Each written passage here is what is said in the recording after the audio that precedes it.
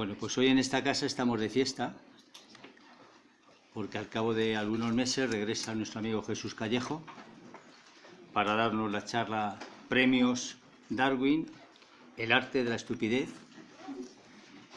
Y la mayoría de vosotros me imagino que le conocéis, es abogado, escritor.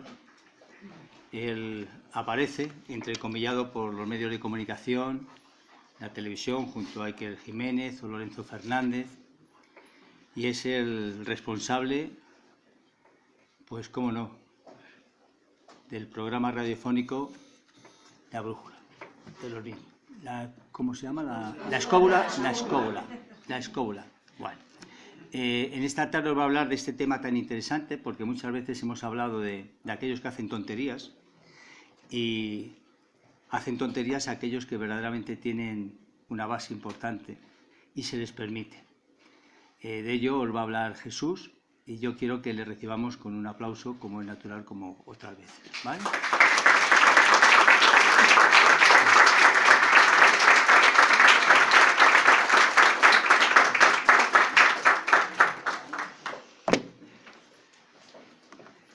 Vamos ahí, ponemos las luces más tenues.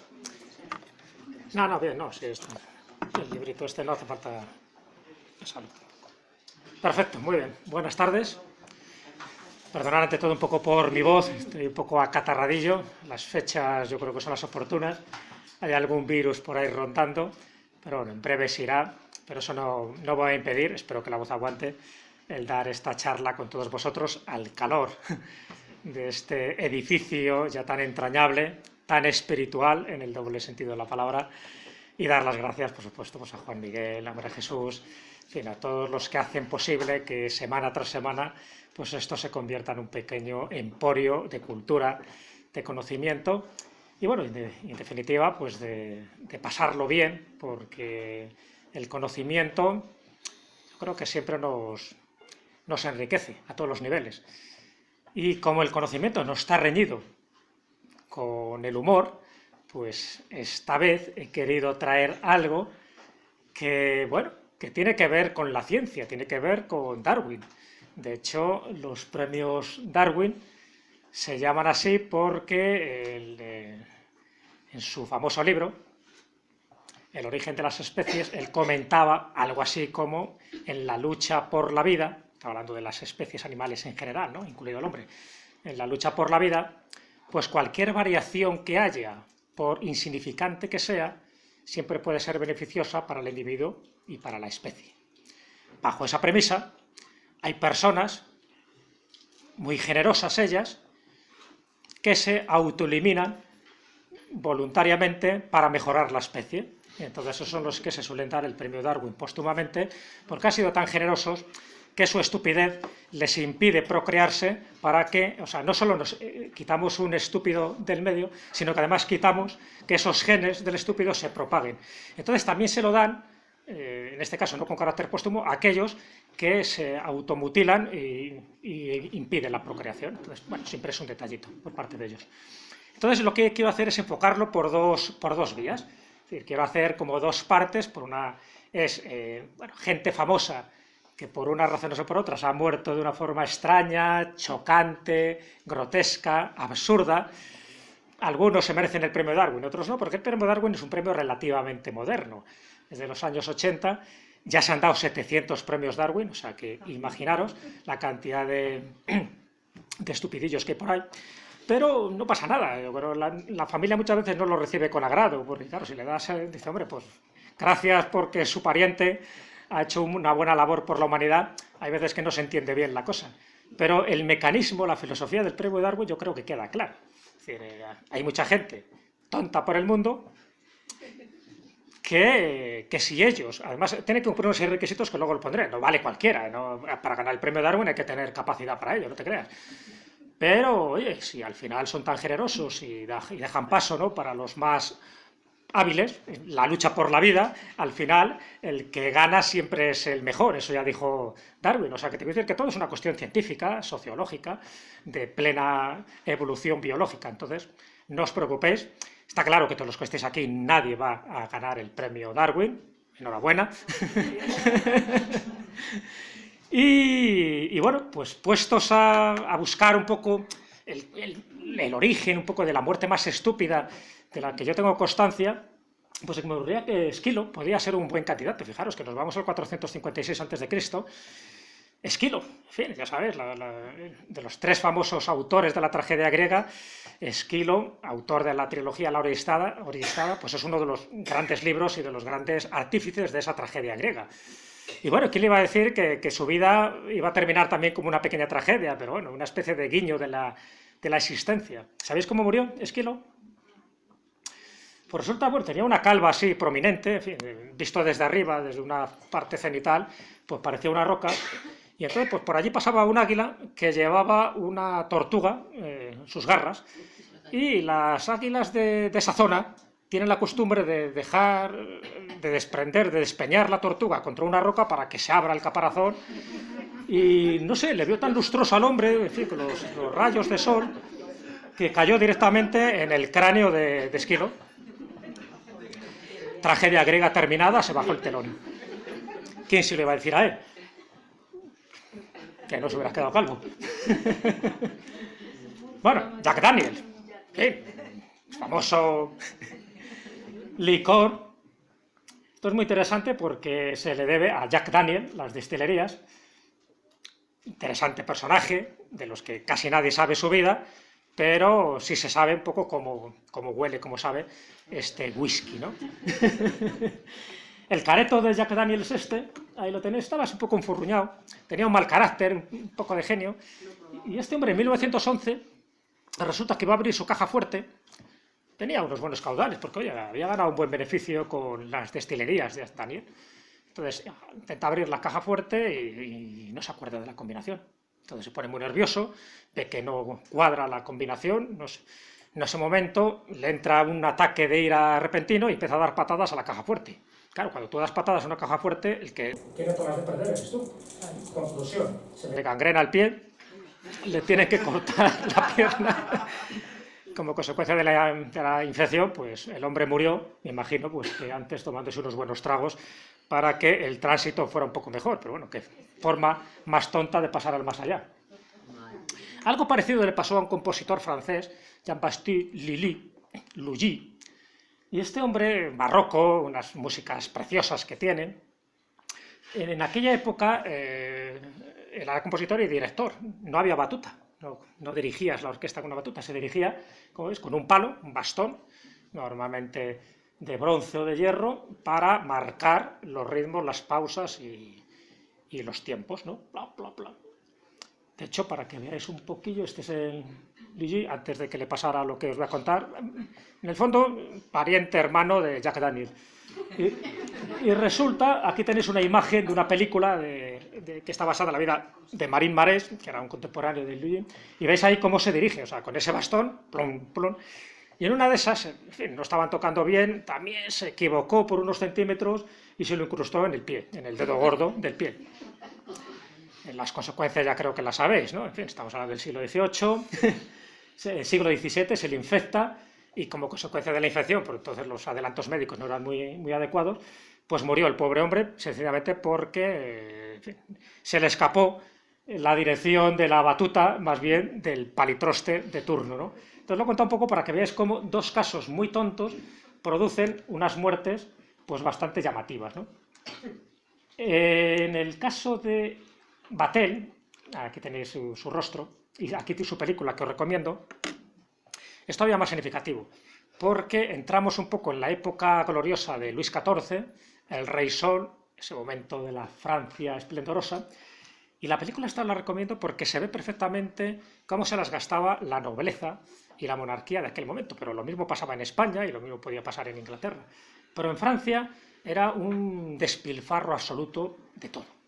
Y había siempre un jefe de ceremonias, un jefe de gastronomía, el chef que llamaríamos ahora, que era François Vatel. François Vatel, un personaje que cuidaba hasta el último detalle cualquier incidencia culinaria y mucho más, pues sabiendo que el rey iba a participar en este banquete. Ahí los banquetes no duraban un par de horas, ahí duraban días, ¿no? Pero en el día final, donde ya tenía que hacer el chimpún, que él pensaba que iba a cubrirse de gloria, pues estaba esperando una mercancía compuesta de marisco y de pescado. Y no llega, y no llega, y no llega, y el hombre se empieza a poner nervioso, nervioso, nervioso.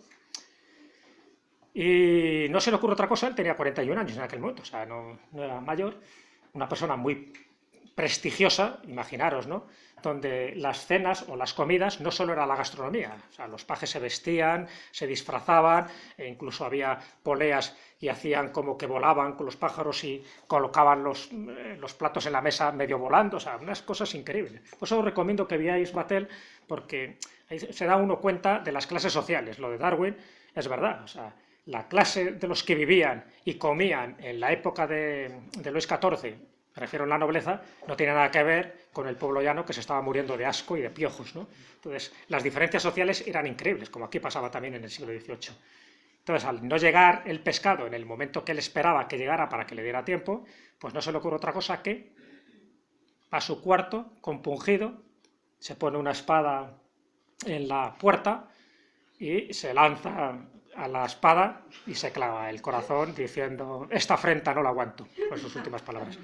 Al rato llegó la ley de Murphy, llegó el pescado.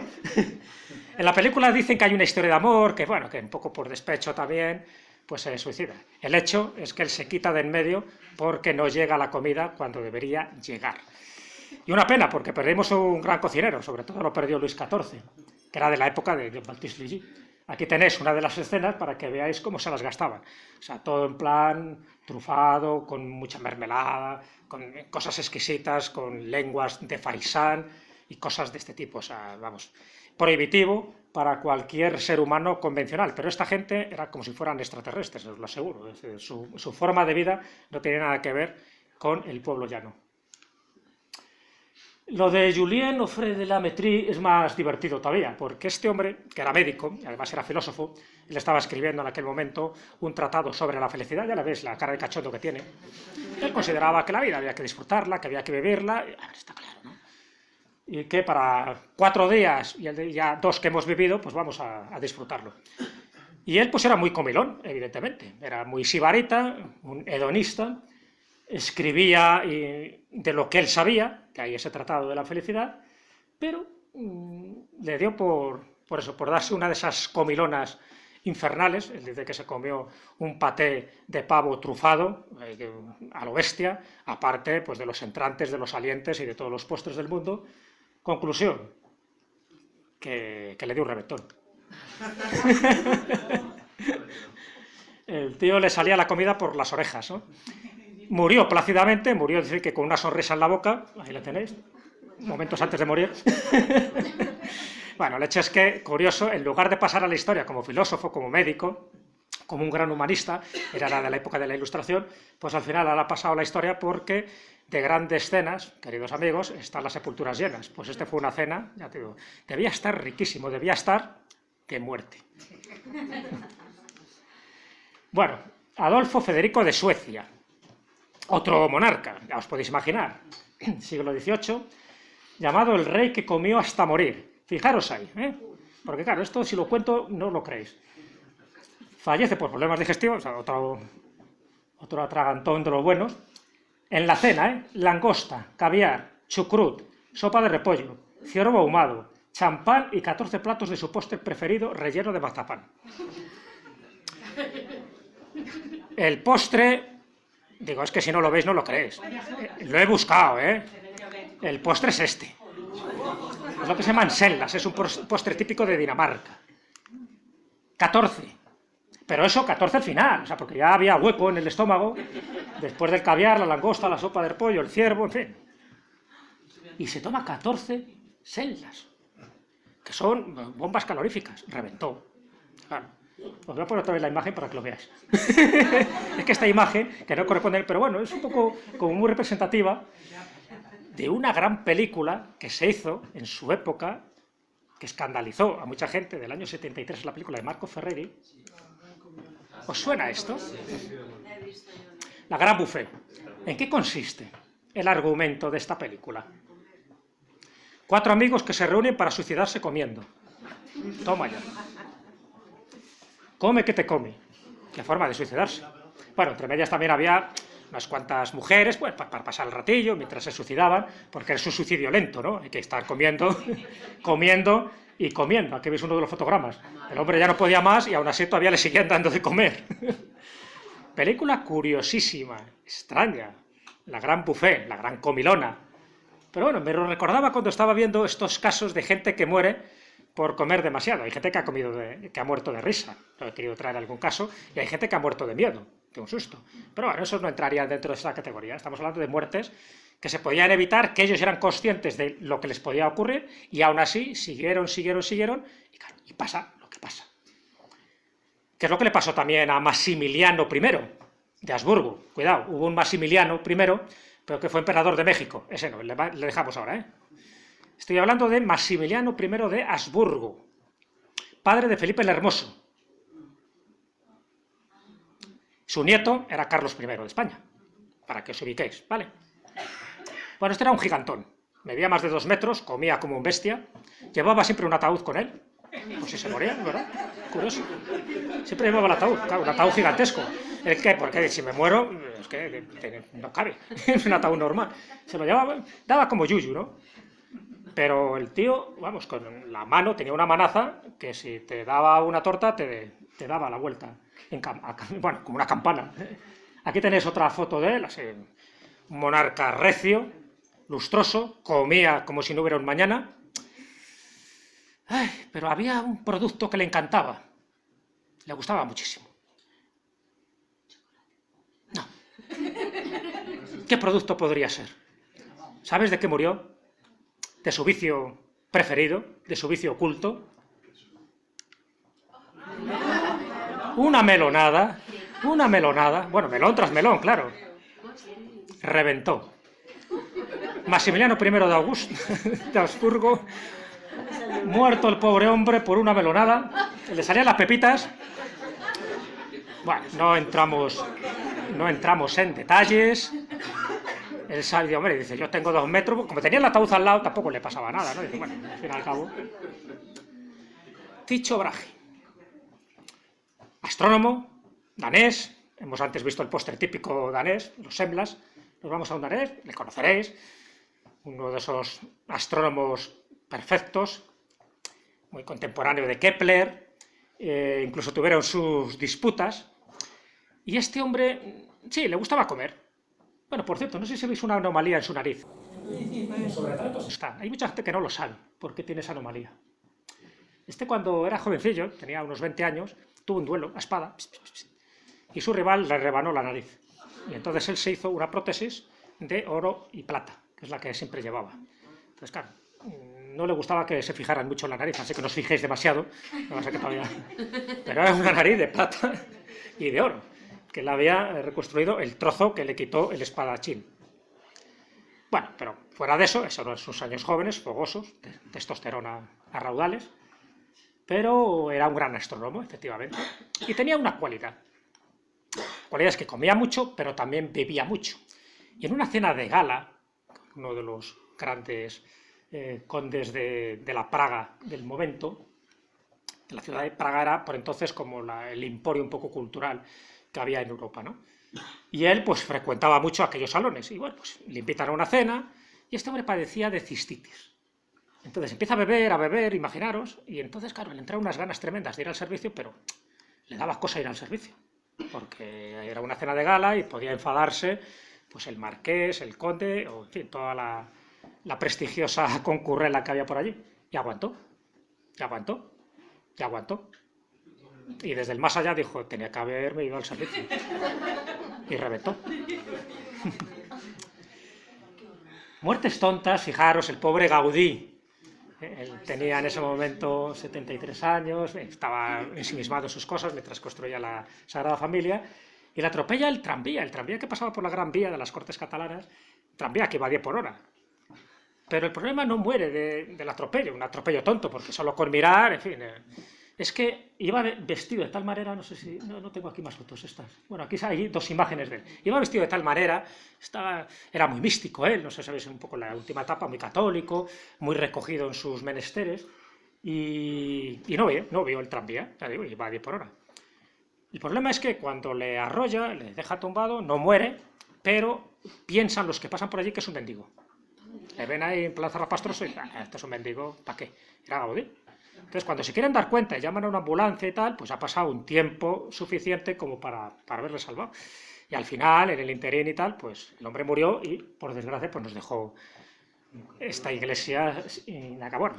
Aunque hubiera vivido más, tampoco lo hubiera acabado, pero bueno, una pena, ¿no? Para que veáis muchas veces cómo este tipo de despistes, porque en el fondo estamos hablando de mucha gente que muere por despiste, y por eso he puesto el caso de Gaudí, pues ocurre este tipo de cosas.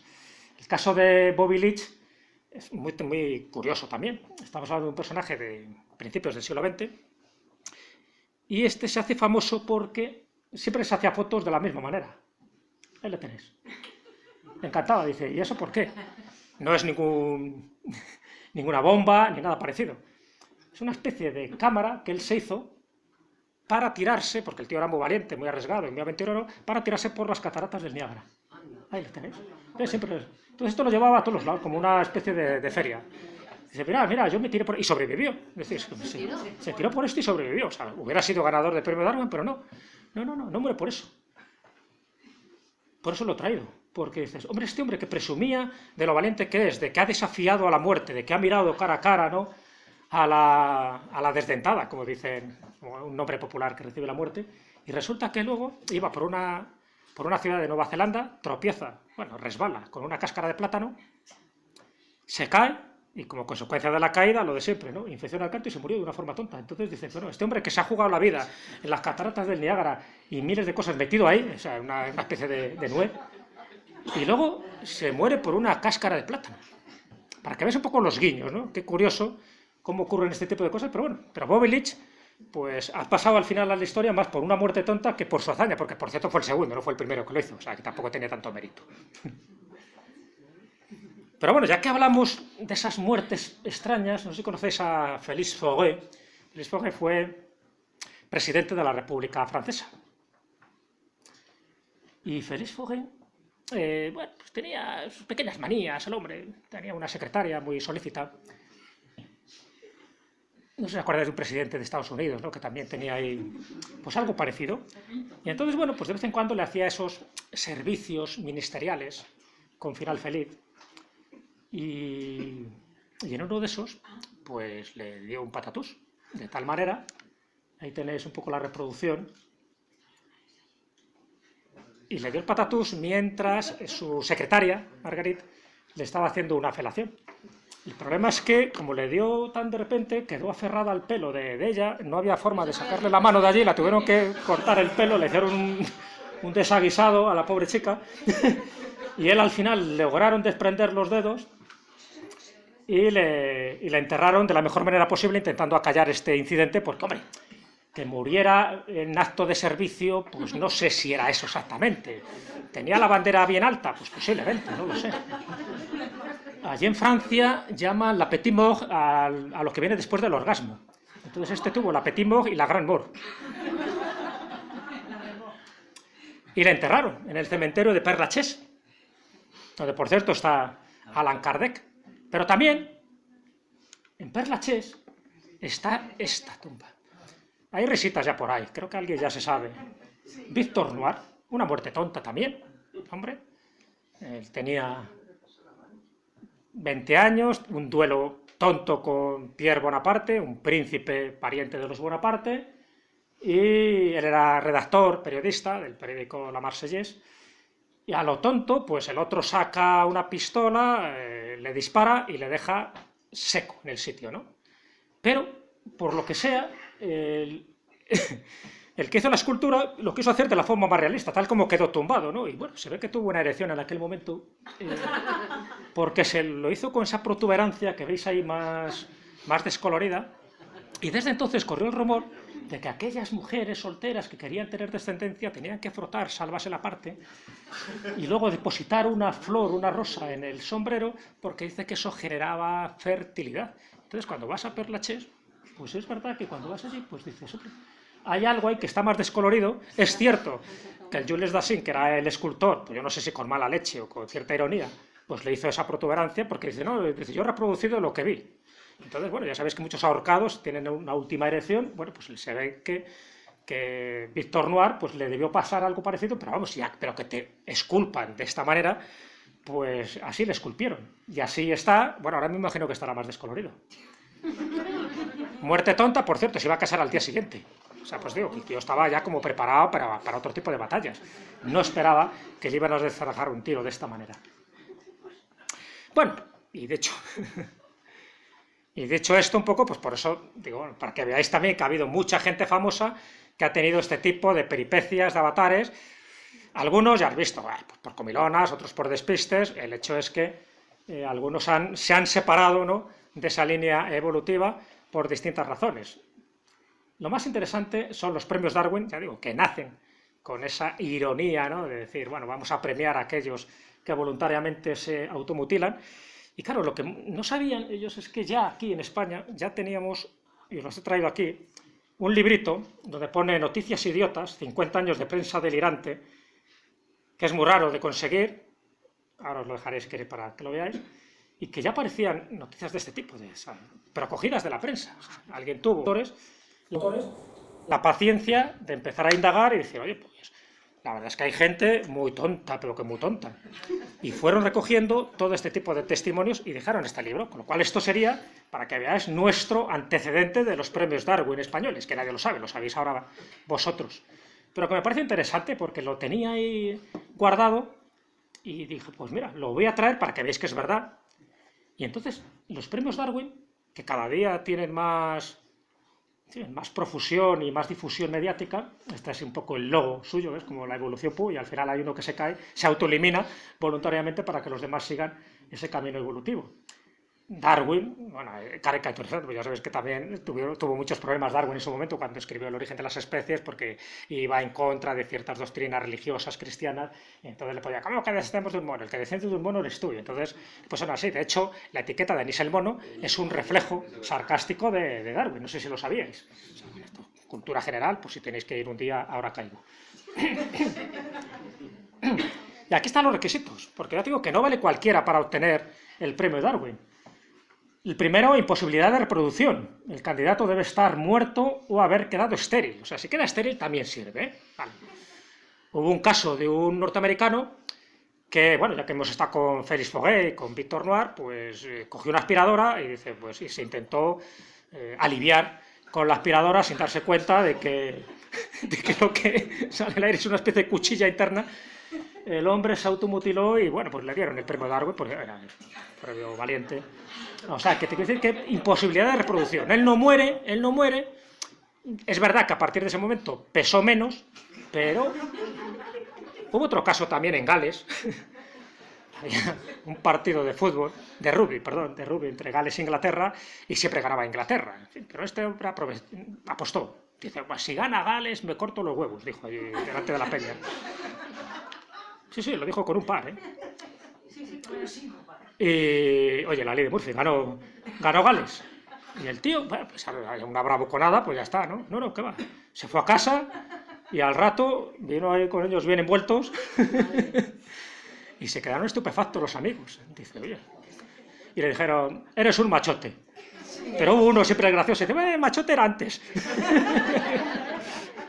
Es verdad que le cambió la voz desde aquel momento. Bueno, segundo requisito, la excelencia, una asombrosa falta de sensatez. Claro, evidentemente, o sea, tienes que acreditar que eres excelente a la hora de ejercer este tipo de actividades.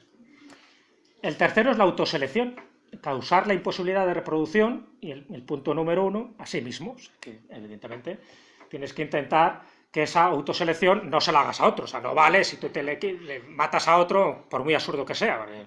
Lo importante es que te lo hagas a ti, deja al prójimo tranquilo. Madurez, la persona debe estar en su sano juicio. No vale cualquiera, si estás tonto, no. Tiene que ser que estás bien ahí, pero en el límite. ¿Sabes? Creo que lo llaman borderline. Tienes que estar ahí. Y veracidad, el acontecimiento debe ser verificado. No vale lo mismo que, no, yo conozco un cuñado, siempre hay un cuñado, ¿sabes? Yo conozco un cuñado que se hizo tal cosa.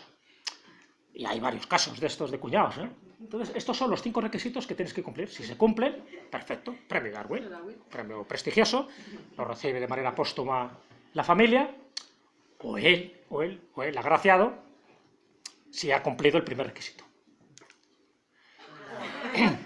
Entonces, claro, ya digo que no vale cualquiera, tiene que ser alguien que en su sano juicio, consciente, haga una estupidez. Luego, si pierde la cabeza, ya no es culpa de nadie, ¿no? Pero bueno, este tipo de cosas que se hacen en Tailandia, uno tuvo un serio problema, porque al final, en fin, el cocodrilo creo que no se había enterado muy bien de la seña, y entonces pues acabó masticando ahí pues algo que no contaba con ello. O sea, que tienen que ser casos similares. O el caso de Clement Baladiga, ¿no? Que en 1871 estaba en un juicio en Estados Unidos y había un caso de una persona que muere aparentemente accidentalmente, ¿no? Con un disparo de pistola, y este que le representaba, que era el abogado, pues intenta demostrar al jurado que efectivamente murió de forma involuntaria. Entonces el tío se guarda la pistola, no se dio cuenta que estaba cargada, y entonces intenta hacer los mismos gestos que hizo su cliente en el último momento, ¿no? Que era arrodillarse, coger la pistola, y efectivamente se arrodilla, coge la pistola, se dispara, se traspasa todas las vértebras, las flotantes y las no flotantes, y muere. Y entonces el jurado dijo, vale, me has convencido. Como diría, dice, no pongas esa cara que yo también me he asustado. Él no pensaba que estaba cargada, pero bueno, hay que ser muy tonto para intentar hacer una prueba de ese tipo con esas circunstancias. Lo de Frank Rachel es curioso, porque esto incluso tenéis el vídeo en internet, no sé si lo sabes.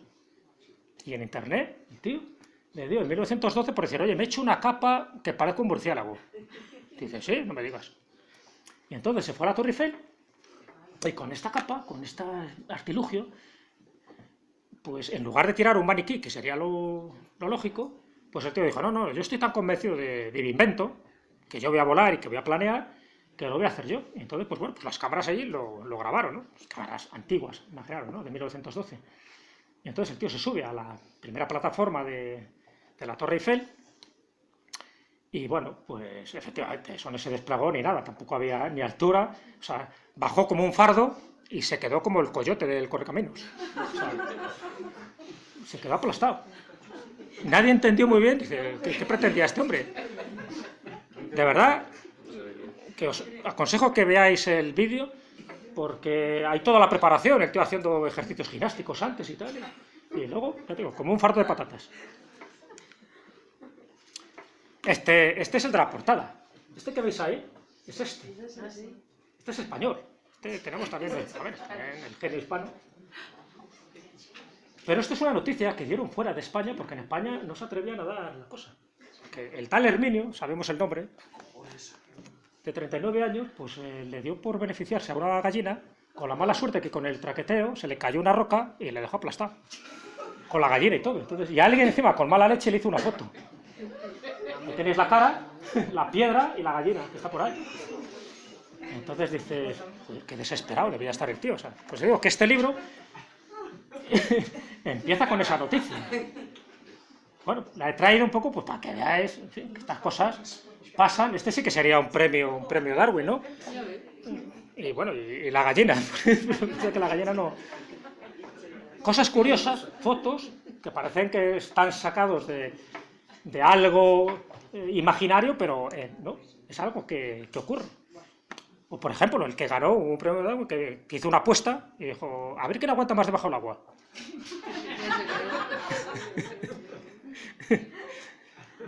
Y efectivamente hubo uno que ganó, porque además salían ya asfixiados, colorados, y hubo uno que ganó y dice, bueno, venga, para ti el premio.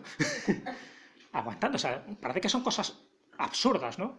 O el caso de otro premio Darwin, que era un fotógrafo que quería hacer una fotografía mientras se tiraba la gente con el paracaídas, ya sabes, estas formaciones acrobáticas que se hacen, ¿no? Entonces él sube al avión con su cámara, y entonces van saliendo todos para hacer esas figuras acrobáticas, estos paracaidistas, y el fotógrafo, pues efectivamente se tira para hacer la foto. Solo le faltó un detalle, que no llevaba el paracaídas. Los nervios, la emoción, las prisas, y le dieron el premio Darwin.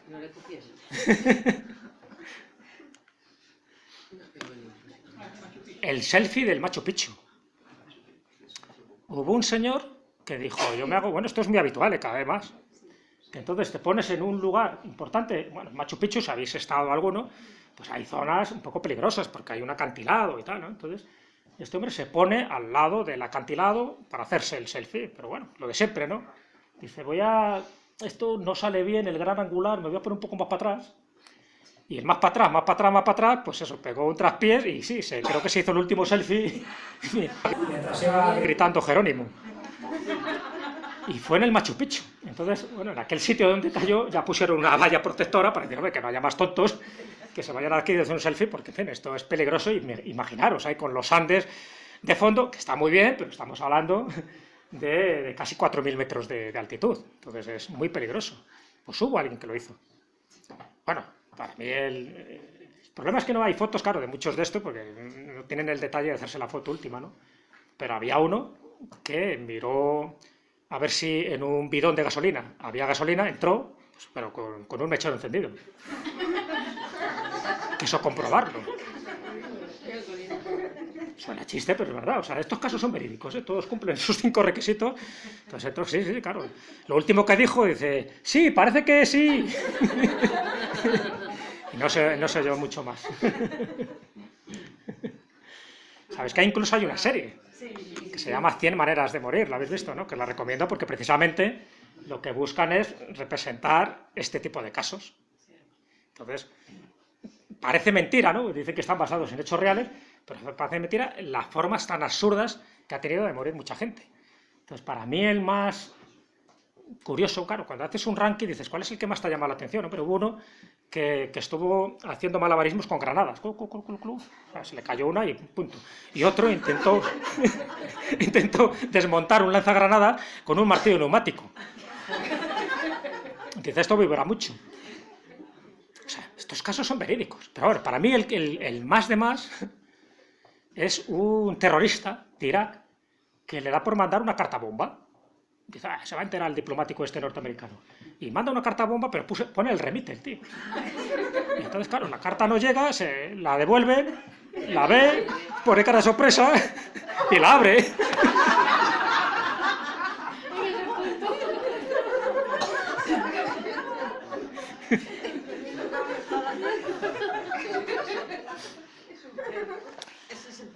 De hecho, aquí, para que veáis en este libro, para que he seleccionado una de las muchas que hay, pero para que veáis, esta es insólita, vamos, esta no aparece en ningún sitio. Diario 16 del 4 de enero de 1977. Y pone aquí, un petardo le estalló en la boca. Dice, a un hombre que emocionado por la llegada del nuevo año en San Salvador, se supone que será San Salvador de Bahía, lanzó el cigarrillo con el que encendía los cohetes al aire. O sea, el tío estaba fumando y en lugar de... Bueno, sigo. Mientras se colocaba el petardo entre los dientes. O sea, que imaginaron, ¿no? La cosa. Él tiene el cigarrillo en una mano y el petardo en otro. El hecho ocurrió en la hora bruja del 31 de diciembre, cuando Víctor Manuel Pérez celebraba alegremente la llegada del año nuevo. El hombre de 20 años de edad se quedó sin dientes después de la horrenda explosión del petardo. Los labios y parte de la cara también quedaron gravemente afectados por la explosión. Por el momento está siendo atendido de sus graves heridas y no ha podido hablar. La emoción le embarga. Los médicos creen que va a perder la voz. De estos, los que queráis. Además, incluso algunos con imágenes y cosas de estas para que se vea, ¿no? Llama mucho la atención, desde luego. Es un poco lo que decía Voltaire. La estupidez es una enfermedad extraordinaria porque no es el enfermo el que sufre por ella, sino los demás. En fin, un poco lo que quería mostraros con esto, que ya podrían ser muchos más y hay varios casos muy representativos, pero sí me gustaría que esta charla fuera también interactiva, es decir, porque yo sé que conocéis casos donde, de una forma directa o indirecta, pues podéis aportar vuestro testimonio. Yo he contado unos cuantos, hay muchos más, como os podéis imaginar, pero los que he contado yo creo que son suficientes para justificar esa frase que dijo en su momento Albert Einstein.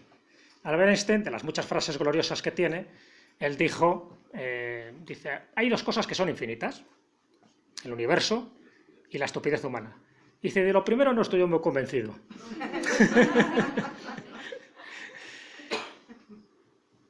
Me gustaría, ¿alguien conoce algún caso representativo Yo conozco uno. Cuéntanos, porque esto es para calentar el ambiente. Esto fue en mi época de recluta, el primer día que tiramos granadas de mano, Sí. que eran de instrucción, que eran sin carga ni nada. Bueno, que explotaban, pero sin metal. Y yo pues íbamos pasando, tirándolas, y llegó uno, cogió la granada y la tiró contra el suelo. Toma. Estaba Al lado suyo, ¿no? al lado suyo. Pues tuvo la suerte de que no estalló. Se hizo añicos, la destrozó. Caso auténtico, ¿eh? No, ya me imagino, pues digo, que estos son casos. En vez de tirarla por delante de lo que era una trinchera, digo, Se la tiró delante. Para que tampoco sería premio Darwin, porque ni se... No, la tiró en el suelo y la destrozó. Pero no pasó nada. No pasó, no explotó. Menos mal. Increíble. No le darían el premio Darwin, Murió. porque no murió. Murió y el que estaba al lado. Ni el que estaba al lado, no. El que está al lado, el que muere al lado, ese no nos sirve. Eso no nos sirve. Más casos. A ver. Yo creo que esto es un caso Darwin, que es un premio Darwin. Que a mí siempre me ha hecho mucha gracia. El caso de, en la India, en el zoo, baja un chico hindú a ponerle un collar de flores al hermano tigre. ¿No? Dice, bueno, el premio Darwin seguro. No, el premio Darwin se lo dieron al amigo que bajó a salvarle. O sea, al otro que se lo coma. Pero Toma ya. primero vamos a salvar al tonto. Y se Pues lo ya está, metí. perfecto, claro. Se metió donde no le llamaban, ¿no?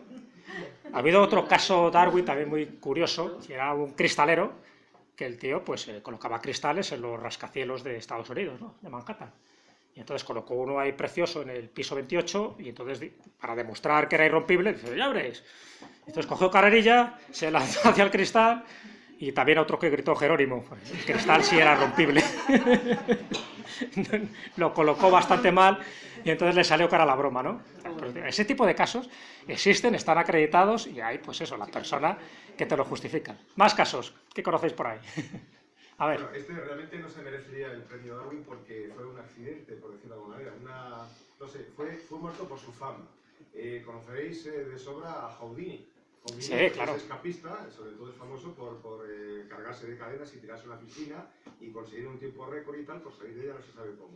Pues uno de los numeritos que le hicieron también famoso fue que aguantaba puñetazos que no eran normales. Él era capaz de concentrarse, tensaba los músculos del corazón y con no sé qué ejercicios de respiración y tal, le podías dar con un martillo en el estómago y se quedaba tan a gusto.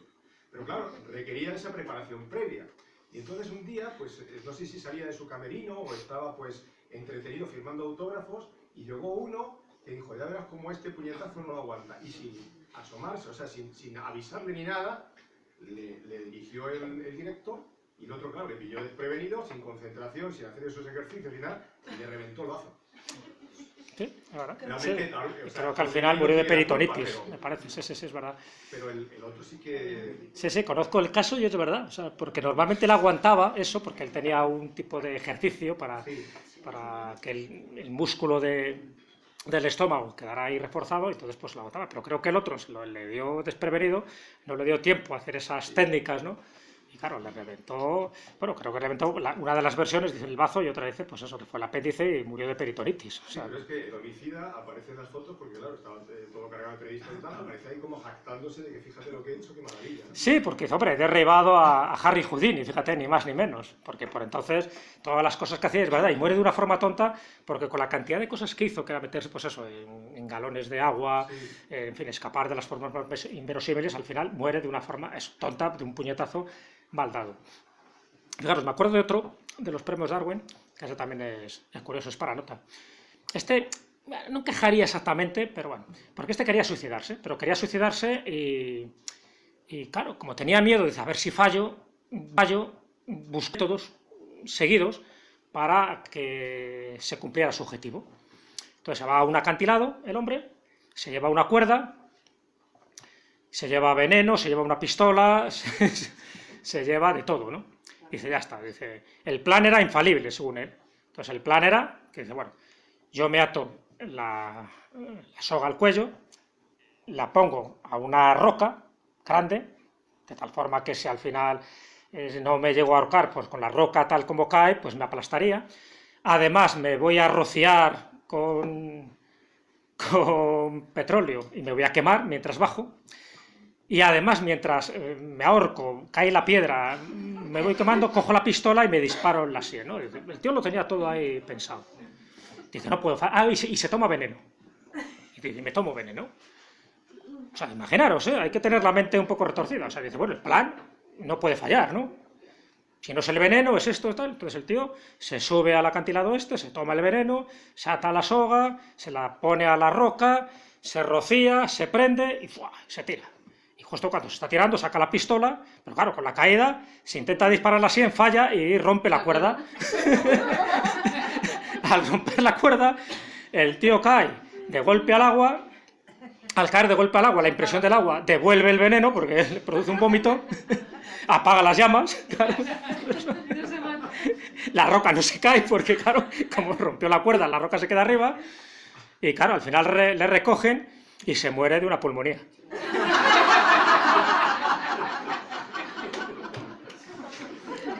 Es verídico, ¿eh? Dicen, ¿qué puede fallar? Pues que murió de lo que menos se esperaba.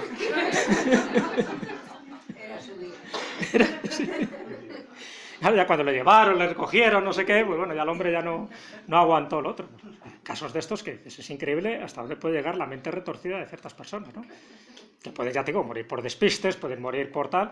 Ya digo, no encajaría exactamente porque la idea no es que tú te quieras quitar voluntariamente. Te tienes que quitar, pero no voluntariamente, sino sencillamente por tu estupidez. Lo para que como reúne tantos casos, pues bueno, podría ir dentro del premio Darwin. A ver, más casos que hay por ahí. Un caso auténtico que me contó un amigo. Y te trabaja en una fundición y resulta que había un recipiente enorme, metálico, y tenía que cortarlo con la autógena. Está cortando una parte de ella, se armó mucho humo, y el hombre no se le ocurrió nada más que coger el oxígeno del metileno y el oxígeno, que son los que hacen la llama. En vez de echar aire normal del compresor para quitar el humo, se le ocurrió nada más que echar el oxígeno. Luego meterse dentro, darle a la cacharrita, se va a encender, y se quedó. Madre mía. Eso para haberlo sabido, pues era un experto, se supone, ¿no? Se supone, bueno, pero mira también el caso que conté del médico que sabía el daño que le podía hacer la comida y aún así el tío pues comió hasta explotar. O sea, que si eres médico y sabes perfectamente lo que tienes que hacer, eso. Era un experto en soldadura. En soldadura, pues mucho más, claro. Hubo un caso también de premio Darwin de alguien que se echó parafina en la cara para, bueno, pues una especie de, para mejorar el cutis. Un remedio de estos que había encontrado en internet. Dice, entonces echa la parafina, dice, voy a tener el cutis como el culo de un niño. Pero fumaba este tío, entonces le dio por encender un cigarrillo y no se dio cuenta, claro, que la parafina con tal, y bueno, así como el culo de un niño quedó irreconocible. O sea, tengo que decir que esas cosas, eso es la ignorancia, que bueno, que el que es experto todavía es más lamentable porque debería saberlo, pero hay gente que no lo sabe y se mete en este tipo de follones, ¿no? Claro, como el de la cerilla y con aquí no hay gasolina, pues, por lo mismo. Más casos. Oye, los premios Darwin no son para famosos solamente, veo para cualquier persona. No, la mayoría son desconocidos. Yo he puesto famosos, pero esos no son de premio Darwin, lo he puesto para que veáis. Solo tontos, ¿no? Se puede ser las dos cosas, ¿eh? Sí, bueno, estos no eran famosos. Estos seguramente, inclusive salieron en los periódicos, sus decesos, pero en página, como el periódico a pie de página. Bueno, me lo ha contado New York que el primero trágico, el primer caso y el segundo más, porque el primero era una persona mayor que vivía en el East Side, en un gran apartamento, en un gran piso y todo, pero tenía tenía síndrome de Diógenes. Y coleccionaba papeles, revistas, libros, absolutamente. Era muy conocido y no tenía ciertos posibles económicos. Y bueno, y un día no lo vieron, no apareció, y lógicamente ya el desenlace te lo puedes imaginar. Cuando fueron ahí, de repente una semana o 10 días después, estaba aplastado completamente por papeles, libros y todo. Había tenido un traspié y se había muerto por su propia...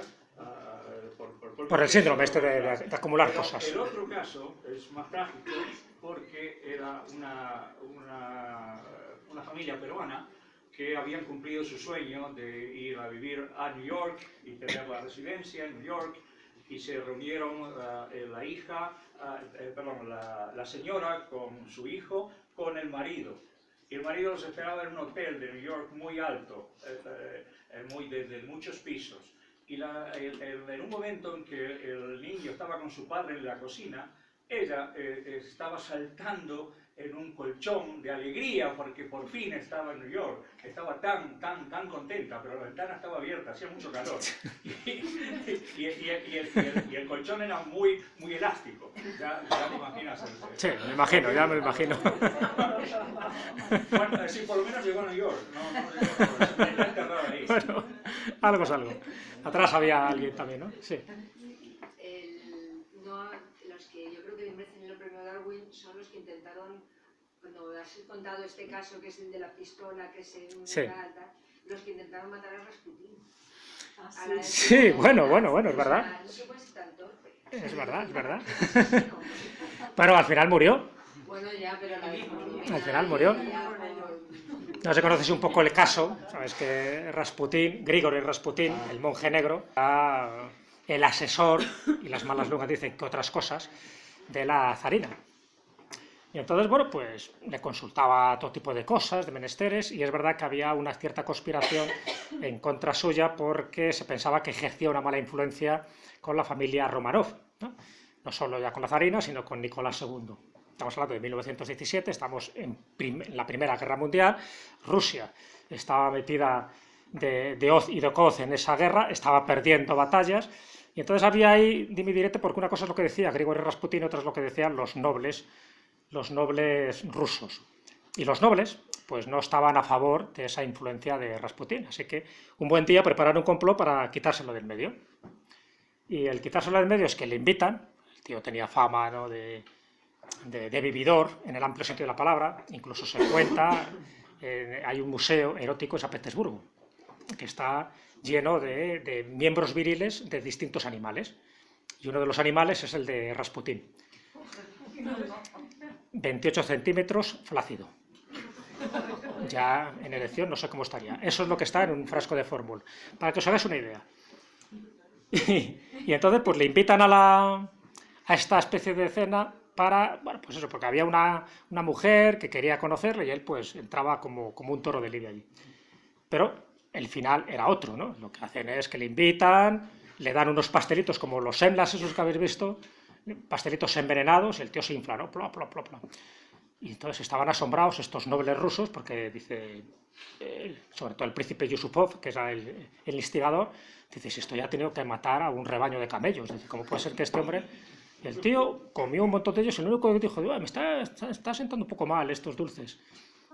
Pues se queda así un poco, como ya ven que con el veneno es imposible acabar con él, porque el tío tenía una naturaleza fuerte, pues lo que hacen es que le disparan. Y dice, le pegamos un tiro. Entonces le pegan un tiro, con un tiro no sirve para nada. 2 tiros, 3 tiros. Al final ya el tío se cae, como ven que no está muerto del todo, le empezan en la cabeza, ¿no? Con todo lo que encuentra, plá, plá, plá, plá. Y ya cuando ya ven que no se mueve, le cogen, le envuelven en una alfombra y se lo llevan al río para tirarle. Bueno, la autopsia, cuando le hacen la autopsia, resulta que murió ahogado. No murió ni por el veneno, ni por la bala, ni por el estacazo. O sea, murió ahogado. Si le dejas un poco de tiempo, el tío revive y la lía. Bueno, pues eso fue. Y además hizo una profecía muy curiosa a Rasputín, porque él antes, unos días antes, él tenía dotes proféticas. Bueno, era mitad místico, mitad asesor. Y él hizo una profecía escribiendo a la zarina, diciendo que si al final le mataba al pueblo, que no pasaba nada a la familia Romanov, que se iría adelante. Pero si le mataba a alguien de la familia Romanov, como fue el príncipe Yusupov, pues que entonces no solo su vida correría peligro, la de Rasputín, sino la de todos los demás. Y efectivamente así ocurrió, porque como bien sabes, luego la familia real muere en 1918 en Ekaterimburgo, mueren todos fusilados, todos, incluso Anna Anderson, la princesa Anastasia, que estuvo por ahí vagando durante tanto tiempo, era una impostora. Y luego, pues con toda la revolución bolchevique y tal, pues os podéis imaginar que aquello quedó relegado como uno de los episodios más oscuros de la vida de Rusia. Pero es verdad que los conspiradores habría que darles el premio Darwin, pero eso por ineficaces, por tontos, porque no había forma de matar a este hombre. Pero la verdad es que era un armario de 4 puertas Rasputín en aquel momento. Al final le matan, pero ya digo, muere ahogado. Si no le tiran al río, yo creo que todavía está por ahí haciendo de las suyas. Más casos. Perdonad, tengo la garganta... Uy. ¿Ya? ¿Ninguno más se os ocurre? Hombre, ahora con las nuevas tecnologías estamos optando casi todos los que estamos, bueno, no casi todos, pero sí que hay muchos vídeos de gente que se graba en un coche, lo que decías antes, los selfies que se ponen en unas torres y yo creo que ahora los premios Darwin va a ser difícil elegir a uno en concreto Ahora porque subcategorías. mientras Es difícil, más es difícil. evolucionamos, creo que involucionamos, me parece. No, es verdad que ahora, como todo se graba, es cierto que ahora cuesta trabajo muchas veces dar los premios Darwin. Entonces, es verdad que no hay... Es una selección que se hace, votación popular, cualquiera de nosotros podemos votar. Hay una página web que son las 3 W, pone Darwin Award, o sea, premios Darwin en inglés, .com. Entonces ahí tú entras, ves los candidatos y tú vas votando. O sea, tengo que decir que eso lo podemos hacer cualquiera de nosotros. Entonces, todos los años siempre hay unos cuantos dignos de este premio Darwin y al final la votación popular es el que designa pues, los 2, 3 o 4 que sean merecedores de este premio. Ya te digo, gracias a esta página. Entonces, ahora como todo se graba, es verdad que hay una nueva modalidad que es la de los selfies. Yo os he puesto un ejemplo, que es el del selfie del Machu Picchu, pero de esos hay multitud, ¿no? De los que están ahí conduciendo a 1000 por hora con el móvil ahí grabándose y claro, al final pues estrellan. Lo que pasa es que, bueno, esos me parece que son trágicos, desagradables, o sea, les falta, desde mi punto de vista, ese toque de humor, ¿no? Para mí el premio de Darwin, para darlo, yo creo que además de que sea estúpido, de que haga una tontería supina, tiene que tener ese punto de humor también y no solo el mero hecho de la estupidez, pues es un tío que conduce a 300 por hora y al final se estampa contra una roca. Sí, era estúpido, se tenía que quitar del medio, pero bueno, no le veo ninguna gracia, ¿no? A eso me refiero. Entonces, pero hay algunos que sí, que tienen una cierta gracia para autoeliminarse y para generar que esta especie sea mejor. Entonces, eso sí, es para agradecerlo. Ellos no lo saben, porque están en ese límite que os decía, pero es importante. Había uno de los premios Darwin que dieron también, pues inflaron unos globos de helio, de estos así gigantescos, y entonces va uno, en fin, el médico dice, oye, que me han dicho que con el helio y tal, que cogemos unos colocones, dice, ¿por qué no metemos la cabeza aquí, en el globo este? Dice, no jodas. Bueno, la conclusión, que meten la cabeza en el globo de hielo, claro, sí, coges un colocón de mucho cuidado, pero también te mueres, porque es un gas tóxico, entonces ahí se quedaron con la cabeza llena con el globo ese. Es decir, que esa ignorancia en los principios más elementales de la química, de la física, de la geografía, pues hombre, se pagan con estas consecuencias, ¿no? Pero siempre tiene que tener ese toque de humor, ese toque gracioso, grotesco, para que se le conceda el premio Darwin, porque si no, desde mi punto de vista no tendría gracia. Hay algunos premios Darwin que han dado, que yo no les veo la gracia, sencillamente que se ha matado, pues punto, fuera, ¿no? Uno menos. Pero tiene que tener ese puntillo, entiendo yo, ¿no? Por eso digo que entrar en esa página, bueno, creo que fue hace 2 años o 3 años, ¿os acordáis uno que se sube una especie de silla, también con unos globos de helio, y se va pues a recorrer el mundo por ahí, ¿no? Y él cree que va con el GPS, que va equipado con el móvil, y bueno, pues resulta que ni el GPS lo sabía manejar, el móvil se le quedó sin batería, y al final apareció Sebastopol. Entonces, claro, el tío no murió, le dieron por desaparecido, pero dice, bueno, hay que ser estúpido para hacer esto sin tener las más mínimas precauciones o la más mínima idea de aeronáutica. Entonces, al final fue muy sonado aquello, porque se dieron cuenta de que hay gente que es capaz de llegar a estos niveles, de arriesgar su vida, por suerte solo su vida, pues para intentar hacer un récord Guinness. El libro Guinness de los récords está también generando muchísimos premios Darwin, pero muchísimos. Porque sí, además, hay el clásico caso, que lo hemos oído todos, por lo menos desde hace tiempo. Yo de pequeño, eso se oía en mi pueblo y en todos los pueblos, por lo menos de alrededor. El clásico tío que hace la apuesta. Dice, a que me como 100 huevos. Lo habéis oído, ¿no? Por cualquier tontería. Antes os he contado el del partido de rugby de Gales-Inglaterra, pero otros son a que me como 100 huevos. 100 huevos duros o no duros. Y siempre hay alguien que dice, a que no. Siempre está, ¿no? A que no hay huevos. ¿A que no? Entonces apuestan lo que sea. Y efectivamente, pues al final, pues eso, apuestan no sé cuántas pesetas, porque era de la época de las pesetas. Y el imbécil, pues se va comiendo huevos, claro. Llega un momento en que a lo mejor se puede comer 5, 6, 7, pero a lo mejor cuando llega al 15º, pues revienta y no hará la apuesta. Es decir, que esas muertes, dice, bueno, es que se lo merecía, lo estaba pidiendo a gritos, ¿no? ¿Cómo apuestas que te vas a comer 100 huevos si técnicamente, gastronómicamente es imposible? Bueno, esa anécdota la hemos oído en muchísimos lugares. Y al final, que lo que es peor, porque antes no existían los premios Darwin, lo que es peor es que la familia Luego le ponían como mote, mira, el 100 huevos. Ya sabéis que los pueblos son mucho de motes. Y al final, ¿cuántos hay de esos que el de los 100 huevos o el de no sé qué? Porque su pariente, el que fuera, hizo una estupidez supina. Entonces, ese tipo de cosas, es curioso, siempre se ha producido. Por eso os he traído el libro. Porque este tipo de casos siempre han estado ahí. Y entonces, hay que tener esa precaución mínima, porque si no, Darwin tenía razón. En la lucha por las especies siempre gana el mejor. Y el peor, el que no está adaptado a las circunstancias, el que no está adaptado al ambiente, pues acaba muriendo. ¿Quién no está adaptado al ambiente? El que no sabe. Es decir, el que no tiene las mínimas precauciones o conocimientos de química, de física o de lo que sea. ¿Entiendes? O sea, que te quiero decir que aunque parezca, en fin, humor negro, como esas 100 maneras, esas 1000 maneras de morir, pero en el fondo, si lo miras desde una perspectiva global, no sé un poco lo que pensaría, por ejemplo, dentro de la doctrina espírita, ¿qué ocurre con estos temas? Pues eso es un suicidio. Sería un suicidio, porque estás haciendo algo totalmente insensato, aunque no se quieran suicidar, ¿no? Aunque no se quieran suicidar, sería un suicidio. Estás provocando un suicidio. ¿Ah? Estás jugando con la muerte, como es natural. Pero sin ellos buscar la muerte. Bueno, Porque en general no están buscando la muerte. ya, pero es como todos aquellos que tienen deportes de riesgo, ¿no? ¿Mm? Esa gente que tiene deportes de riesgo también saben la responsabilidad que están adquiriendo. Porque no solamente existe el suicidio momentáneo, sino el suicidio progresivo. La provocación del suicidio nos lleva a una situación complicada, de responsabilidad. De responsabilidad, sobre todo, ¿no? O sea, que por lo menos sí conocer un poco, ¿no? Hasta dónde llega nuestro grado de responsabilidad y no jugar con la vida. Por eso digo que me interesaba un poco esa opinión, porque claro, en este tipo de casos, ¿qué ocurre? Claro, ¿qué ocurre si se produce un caso de estos en el más allá? Sí, hay un caso de haciendo puenting, pues que la cuerda esa era más larga de lo que se estampa, ¿no? Un especialista de cine. Claro, pero ahí el problema es no el que se tira, sino el que le prepara la cuerda. Entonces es distinto, claro. O sea, pues digo que el que le prepara la cuerda, pero eso es una incompetencia. Es un accidente. Claro, pues digo que eso no sería el caso, entiendo yo, vamos, ¿no? Sí, dime, estaba buscando ahí otro caso. Siempre me han recordado al comentario del puenting. Alguien recientemente me contó grabación en YouTube, como pasa con muchas cosas, de un caso también de puenting de una chica que está con un monitor y está muy nerviosa porque es la primera vez que va a saltar el puenting y no se decide, el monitor le está diciendo, tienes que saltar, pero mira, que estás, que al final dice, mira, sí, y salta el monitor que no lleva cuerda. Dicen que hay un vídeo,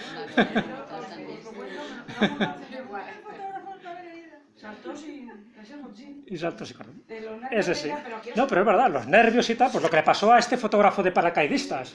Dice, va, voy a hacer una foto como en la vida la han hecho. Y efectivamente el tío le dice, pero espera, no. Se le olvidó el paracaídas. Se quedó también como un cromo, como el coyote. Y la foto salió movida. Y salió muy movida.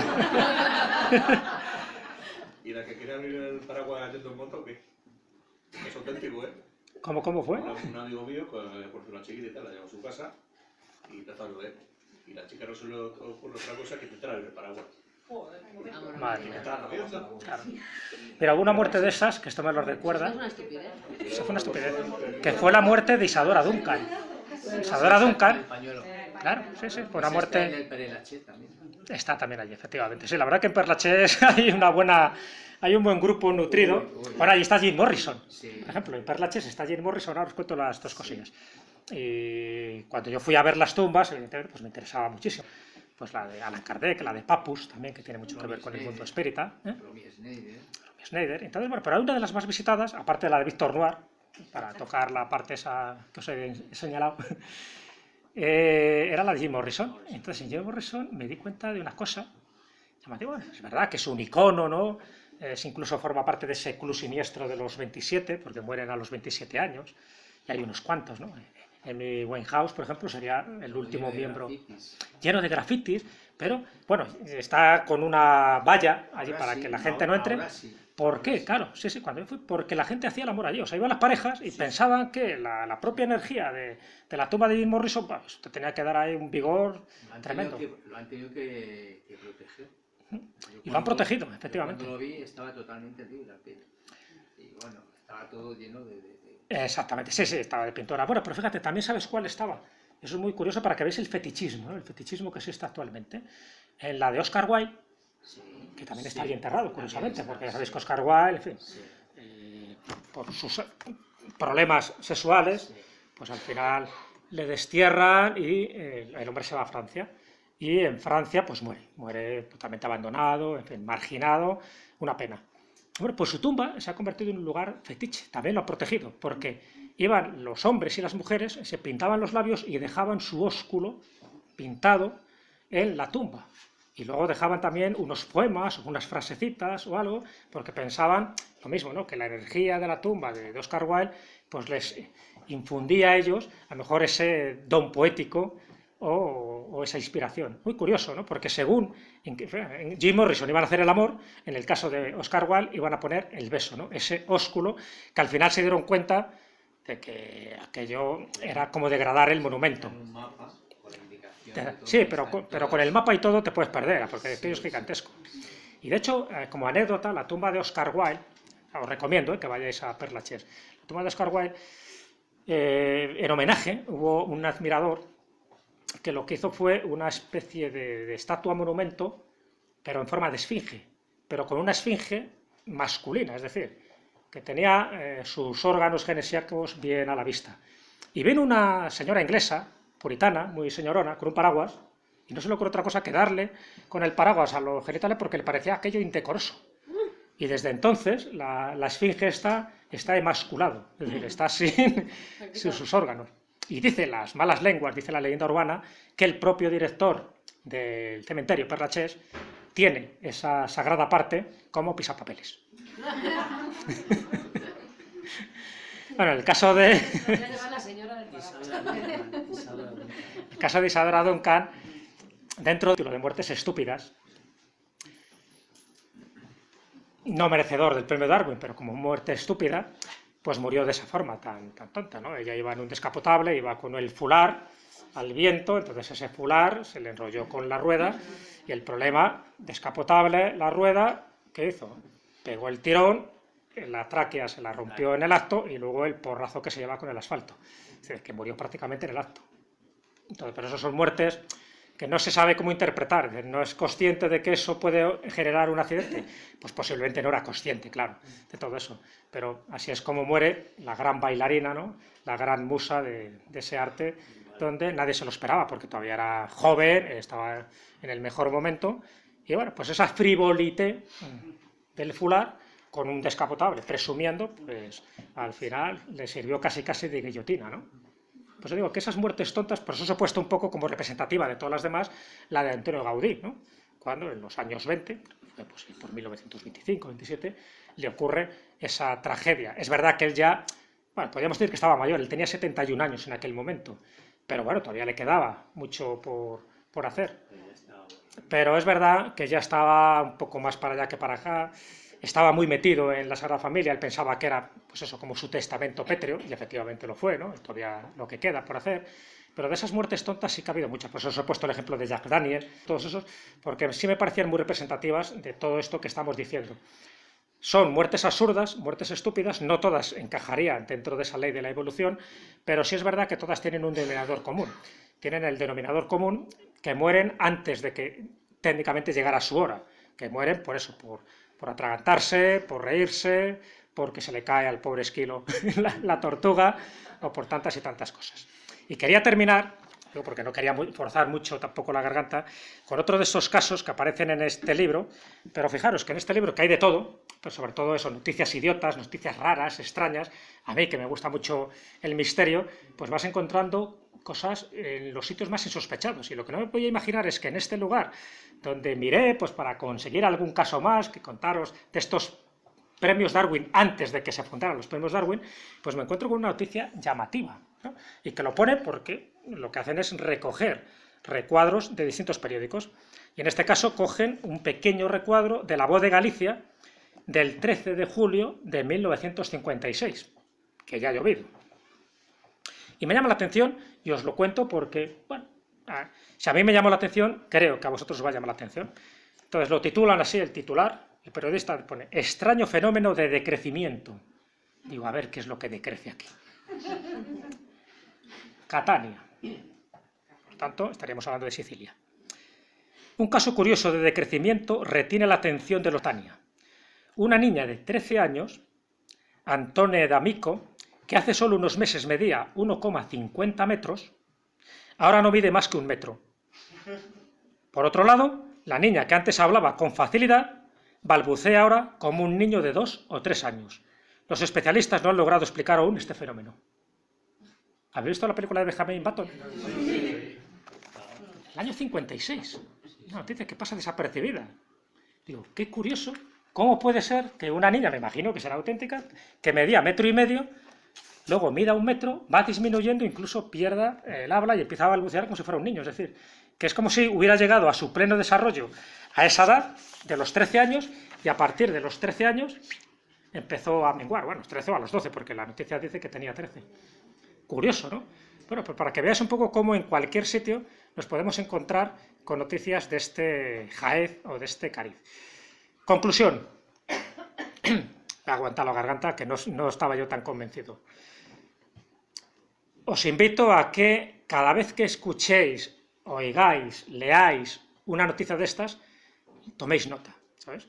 Porque en la escóbula de la brújula, programa que dirijo, de vez en cuando, cada año, nos hacemos eco de los premios Darwin. Así que me gustaría que entre todos buscáramos una lista de aquellos casos que nos parecen más llamativos, porque es darlos a conocer, sean los oficiales o no sean los oficiales, porque hay muchos de los que conocemos en petit comité y luego no tienen esa relevancia pública.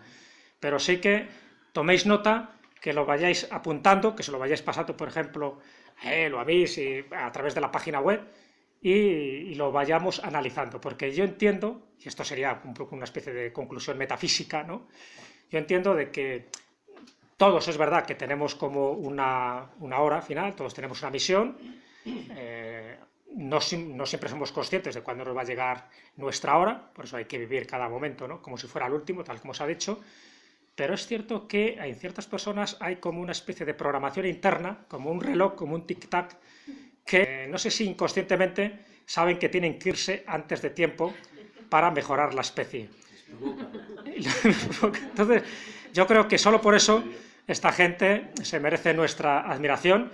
Son altruistas, son generosos, son dadivosos y son muy tontos. Muchas gracias por vuestra atención.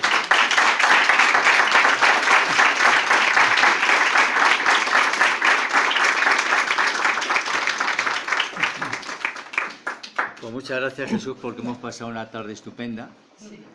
Nos hacía falta a todos soltar un poquito de reírnos, un poco de nosotros mismos.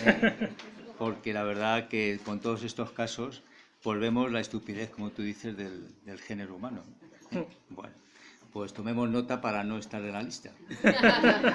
Que no estés en la lista. Bueno, el próximo viernes estará aquí Carlos Largo, él es reportero de Cuarto Milenio, y va a venir pues para presentar el libro último que ha escrito, que espero que os va a gustar a todos. Muchísimas gracias, os esperamos toda esta semana. Muchas gracias. Sí, bueno, no pasa nada. No sabía si iba a poder terminar hoy. Sí, te hemos mandado una energía para terminar. Bien.